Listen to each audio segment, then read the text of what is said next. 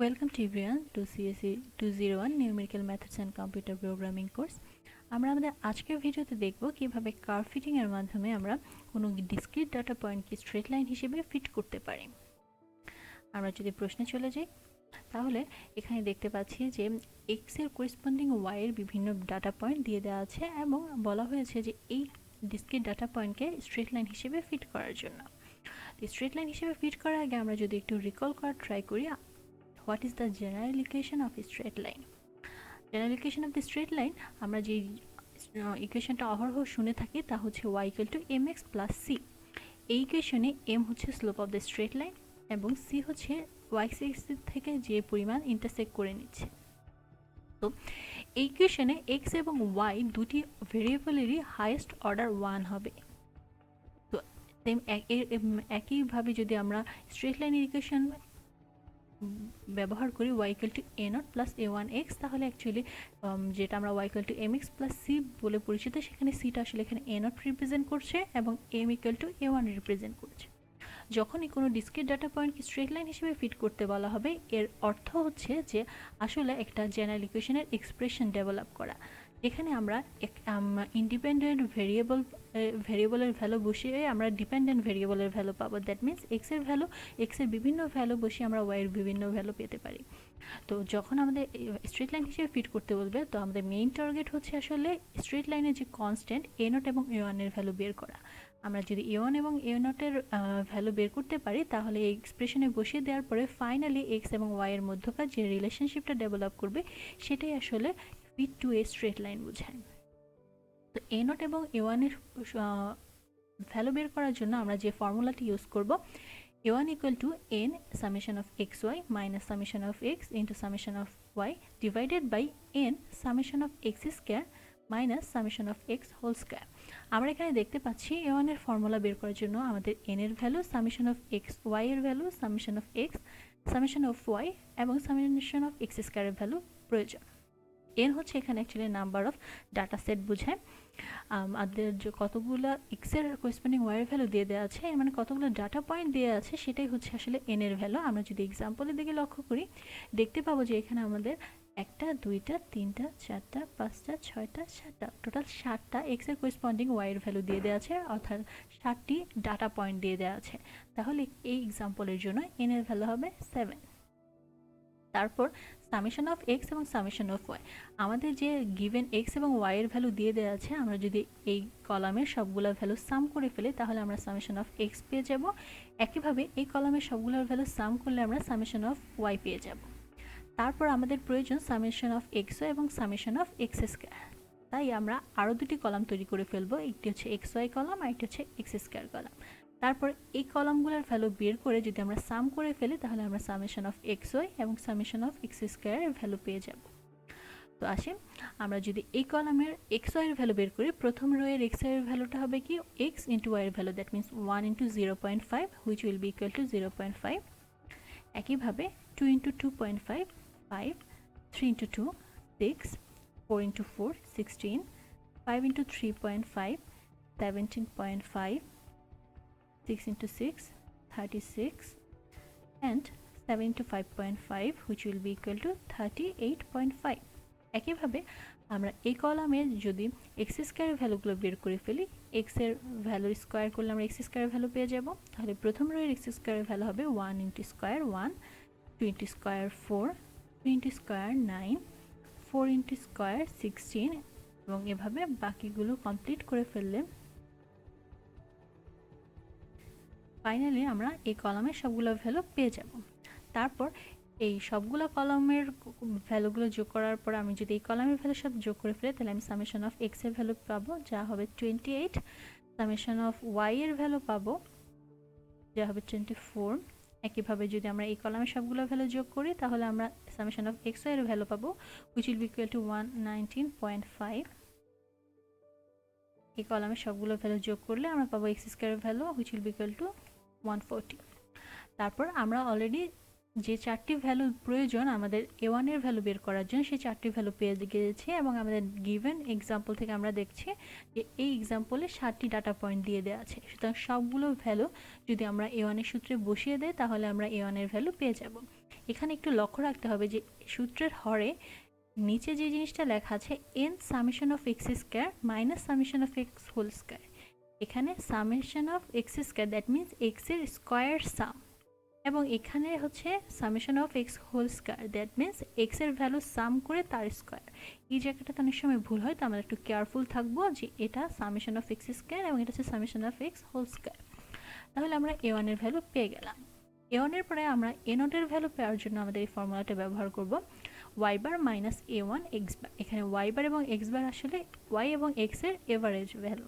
আমরা already a1 এর value পেয়ে গেছি, আমরা যদি x বার এবং y বারের ভ্যালু পেয়ে যাই তাহলে এই ফর্মুলাটা ইউজ করে আমরা a0 এর ভ্যালু পেয়ে যাব। তো আমরা যদি টোটাল x এর ভ্যালুকে নাম্বার অফ ডাটা পয়েন্ট দিয়ে ভাগ করি তাহলে আমরা x এভারেজ পেয়ে যাব। একইভাবে আমরা যদি টোটাল সামেশন অফ y এর ভ্যালুকে নাম্বার অফ ডাটা পয়েন্ট দিয়ে ভাগ করি তাহলে আমরা এভারেজ ভ্যালু অফ y পেয়ে যাব। তারপর এই x বার y বারের ভ্যালু যদি আমরা a নট এর ফর্মুলাতে বসিয়ে দেই এবং a1 এর ভ্যালু ব্যবহার করি, ফাইনালি আমরা a নট এর ভ্যালু পেয়ে যাব। তো তাহলে আমাদের যে স্ট্রেট লাইনের জেনারেল ইকুয়েশনে দুটি কনস্ট্যান্ট a নট এবং a1 এর ভ্যালুর প্রয়োজন ছিল, আমরা তা পেয়ে গিয়েছি। এখন আমরা স্ট্রেট লাইনের জেনারেল ইকুয়েশনে a নট এবং a1 এর ভ্যালু বসিয়ে দেওয়ার পরে ফাইনালি যে ডেভেলপড ইকুয়েশন পাবো এটাই আসলে বুঝাই ফিট টু এ স্ট্রেট লাইন। ফলোয়িং ডাটাগুলো ইউজ করে আমরা একটা স্ট্রেট লাইন ফিট করলাম, দ্যাট মিন্স একটা এক্স এর সাথে ওয়াই এর সম্পর্ক ডেভেলপ করলাম। এখানে এই ইকুয়েশনে আমি যদি এক্স এর বিভিন্ন ভ্যালু বসাই তাহলে আমি করেসপন্ডিং ওয়াই এর বিভিন্ন ভ্যালু পাবো। এটাই আসলে বুঝাই ফিট টু এ স্ট্রেট লাইন। এখন প্রশ্ন হচ্ছে আমরা স্ট্রেট লাইন হিসেবে যে এই গিভেন ডাটা সেটকে ফিট করলাম সে কি বেটার রিপ্রেজেন্টেড করতে পেরেছে গিভেন ডাটা সেটকে, দ্যাট মিন্স স্ট্রেট লাইন দ্বারা ডাটা সেটের ট্রেন্ডটা বেটার রিপ্রেজেন্টেড হয়েছে কি হয়নি তা আমরা কিভাবে জানতে পারি বা কিভাবে বের করব। তার জন্য আমাদের একটি কনস্ট্যান্টের ভ্যালু বের করতে হবে, যে কনস্ট্যান্টটা হচ্ছে আর স্কয়ার অথবা বলা হয় গুডনেস টু ফিট। আর স্কয়ারের ভ্যালু বের করার জন্য আমাদের প্রয়োজন এসটি এবং এসআর। এসটি এবং এসআর এর ভ্যালু মূলত হচ্ছে এসটি বলতে আসলে বোঝায় sum of the squares of residuals between data points and mean. এখানে যে বিভিন্ন ডাটা পয়েন্ট দিয়ে দেওয়া আছে এবং এই যে মেনের একটা লাইন ড্র করা, এই ডাটা পয়েন্ট থেকে মেন লাইনের মধ্যকার যে দূরত্বগুলো সেই দূরত্বগুলো sum of the square of residuals between data points and mean, এটা হচ্ছে এসটি এর ভ্যালু। এবং যদি এই ডাটা পয়েন্টগুলোর মধ্যে দিয়ে রিগ্রেশন লাইন ড্র করা হয় তাহলে এই ডাটা পয়েন্ট এবং রিগ্রেশন লাইনের মধ্যকার যে distance sum of the square of residuals between data points and the regression line, এই ভ্যালুটা হবে এসআর এর ভ্যালু। এসটি এবং এসআর এর ভ্যালু বের করার পর আমরা যদি আর স্কোয়ারের ফর্মুলার মধ্যে বসিয়ে দেই তাহলে আমরা ফাইনালি আর স্কয়ার ফর্মুলার মধ্যে বসিয়ে দেই, ফাইনালি যে ভ্যালুটা পাবো সেই ভ্যালুটা হচ্ছে গুডনেস টু ফিটের ভ্যালু। যদি এই ভ্যালুটা 1 এর কাছাকাছি হয় তাহলে আমরা বলতে পারবো যে আমরা স্ট্রেট লাইন হিসেবে যে গিভেন ডাটা সেটকে ফিট করেছি তাতে বেটার রিপ্রেজেন্টেড হয়েছে বা trend of the data set better বোঝা যাচ্ছে। তো আর স্কয়ার ভ্যালু যদি 1 হয় এর মানে হচ্ছে বেস্ট রিপ্রেজেন্টেড করতে পেরেছে স্ট্রেট লাইন গিভেন ডাটা সেটগুলোকে। যদি আর স্কয়ার ভ্যালু ক্লোজ টু 1 হয় দ্যাটস অলসো ওকে, তখন আমরা বলতে পারবো যে হ্যাঁ গিভেন ডাটা সেট দ্বারা স্ট্রেট লাইন দ্বারা গিভেন ডাটা সেটের ট্রেন্ডটাকে বেটারভাবে রিপ্রেজেন্ট করা গিয়েছে। কিন্তু যদি আর স্কয়ারের ভ্যালু সে সাপোজ 0.5 বা 0.3 হয় তাহলে আসলে গিভেন ডাটা সেটকে স্ট্রেট লাইন বেটারভাবে তার ট্রেন্ডটাকে রিপ্রেজেন্ট করতে পারেনি। এখন প্রশ্ন হলো আমরা এসটি এবং এসআর এর ভ্যালু কিভাবে বের করব। এসটি এবং এসআর এর ভ্যালু হচ্ছে মূলত আমাদের দুটি কলাম তৈরি করতে হবে। এই কলামের ভ্যালু হচ্ছে y minus y bar whole square. এই কলামের সবগুলো ভ্যালু সাম করার পরে আমরা যে ভ্যালুটি পাবো সেটাই হচ্ছে এসটি এর ভ্যালু। আবার আমরা আরেকটা কলাম তৈরি করব যে কলামটা হচ্ছে y i minus a nought minus a one x i whole স্কোয়ারের ভ্যালু। এই কলামের সবগুলো ভ্যালু বের করার পর আমরা যখন সবগুলো ভ্যালু সাম করে দেব ফাইনালি আমরা এস আর এর ভ্যালু পাবো। এসটি এবং এস আর এর ভ্যালু পেয়ে যাওয়ার পরে আমরা যদি আর স্কয়ারের ফর্মুলাতে বসিয়ে দিই ফাইনালি আমরা আর স্কয়ারের ভ্যালু পাবো এবং আর স্কয়ারের ভ্যালু থেকে আমরা কমেন্ট করতে পারবো বা বুঝতে পারবো যে আসলে আমি গিভেন ডাটা সেটকে স্ট্রেট লাইন হিসেবে রিপ্রেজেন্ট করাই সে বেটার রিপ্রেজেন্ট করতে পেরেছে কি পারেনি গিভেন ডাটা সেটের ট্রেন্ডটাকে। তো আমরা যদি একটা দেখি কিভাবে বের করব, আমরা প্রথম রো এর জন্য যদি আমরা এটা বের করি তাহলে আসলে আসছে যা এখন আমরা দেখতে পাচ্ছি yi মাইনাস ওয়াই বার। আমরা অলরেডি ওয়াই বার কী জিনিস জানি, ওয়াই বার হচ্ছে average of the y value which is equal to 3.4286। তাহলে আমরা এখানে ওয়াই বারের ভ্যালু পেয়ে যাব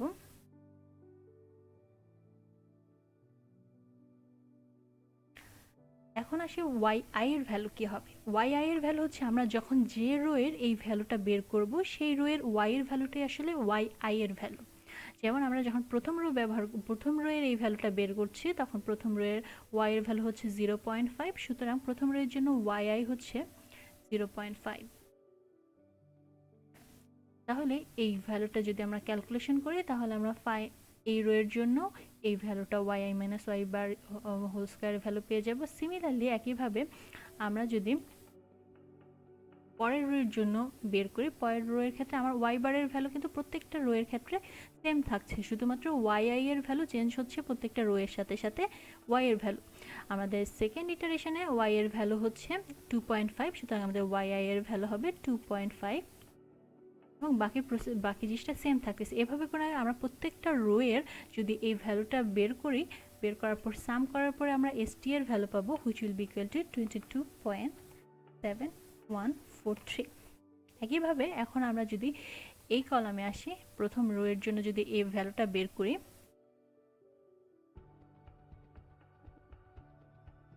এখানে আমরা দেখতে পাচ্ছি ওয়াই এবং এক্স আই দুইটি নতুন টার্ম আছে। এখানেও সেম একইভাবে আমরা যখন যে রো এর এই ভ্যালুটা বের করব সেই রো এর এক্স এর ভ্যালুটা হচ্ছে এক্স আই এর ভ্যালু এবং সেই রো এর ওয়াই এর ভ্যালুটা হচ্ছে ওয়াই আই এর ভ্যালু। তো আমরা যখন প্রথম ইটারেশনের জন্য এই ভ্যালুটা বের করব তাহলে আমাদের প্রথম ইটারেশনে ওয়াই এর ভ্যালু হচ্ছে 0.5, তাহলে এখানে ওয়াই আই এর ভ্যালুটা হবে 0.5 মাইনাস আমরা অলরেডি এ নট এবং এ ওয়ান এর ভ্যালু জানি এবং মূলত এই কলামের ভ্যালুটা আমরা এ ওয়ান এবং এ নটের ভ্যালু বের করার আগে বের করতে পারবো না। তাহলে আমরা এ ওয়ানের ভ্যালু পেয়েছি 0.8392 এবং এ নটের ভ্যালু পেয়েছি 0.0718। তাহলে আমরা ভ্যালুগুলো যদি বসিয়ে দেই, এ নটের ভ্যালু এবং এ ওয়ানের ভ্যালু